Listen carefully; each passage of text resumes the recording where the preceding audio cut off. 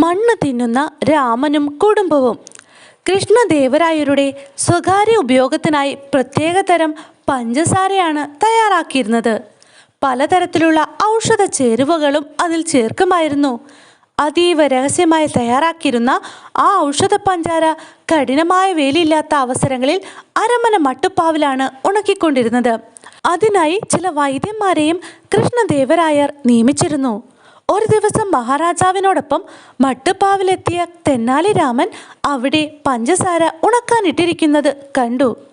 ഒന്നും അറിയാത്ത മട്ടിൽ രാമൻ കൃഷ്ണദേവരായരോട് ചോദിച്ചു, പ്രഭു, ഇതെന്താണ് വെയിലില്ലാത്തിടത്ത് നിരത്തിയിരിക്കുന്നത്? അപ്പോൾ അദ്ദേഹം മറുപടി പറഞ്ഞു, അത് പരീക്ഷണത്തിനുള്ള ഒരു പ്രത്യേകതരം മണ്ണാണ്.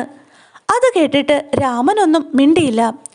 രാമനെ പറ്റിച്ചുവല്ലോ എന്നോർത്ത് മഹാരാജാവ് ഉള്ളിൽ ചിരിക്കുകയും ചെയ്തു. രാമൻ പോയിക്കഴിഞ്ഞപ്പോൾ മഹാരാജാവ് അന്തഃപുരത്തിലേക്ക് പോയി.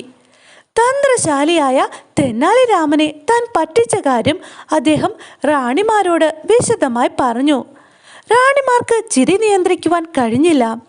കാരണം രാജാവ് പറ്റിച്ചിരിക്കുന്നത് അരമന വിദൂഷകനെയാണ്. എല്ലാവരെയും പറ്റിക്കുകയും ചിരിപ്പിക്കുകയും ചെയ്യുന്ന തെന്നാലി രാമനെയാണ്. തെന്നാലി രാമൻ നേരെ പോയത് തൻ്റെ വീട്ടിലേക്കായിരുന്നു. തിരികെ തൻ്റെ കുടുംബാംഗങ്ങളെയെല്ലാം കൂട്ടിയാണ് തെന്നാലി രാമൻ അരമനയിൽ വന്നത്. രാമനും കുടുംബാംഗങ്ങളും കൂടി അരമന മട്ടുപ്പാവിൽ ഉണങ്ങുവാനിട്ടിരുന്ന പ്രത്യേകതരം പഞ്ചസാര വാരി വാരി തിന്നുവാൻ തുടങ്ങി.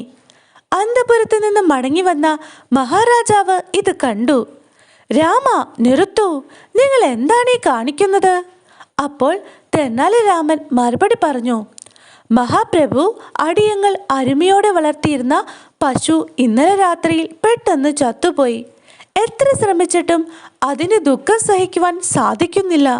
അതിനാലാണ് ഈ മണ്ണും മണലും കല്ലുമൊക്കെ വാരി തിന്നുകൊണ്ടിരിക്കുന്നത്. രാജാവിന് കാര്യം മനസ്സിലായി.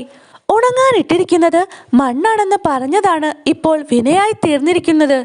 അദ്ദേഹം ഭൃത്യന്മാരെ വിളിച്ച് ബാക്കിയുള്ള പഞ്ചസാര വേഗം വാരിക്കൊണ്ടുപോയി സൂക്ഷിക്കുവാൻ ഏർപ്പാട് ചെയ്തു.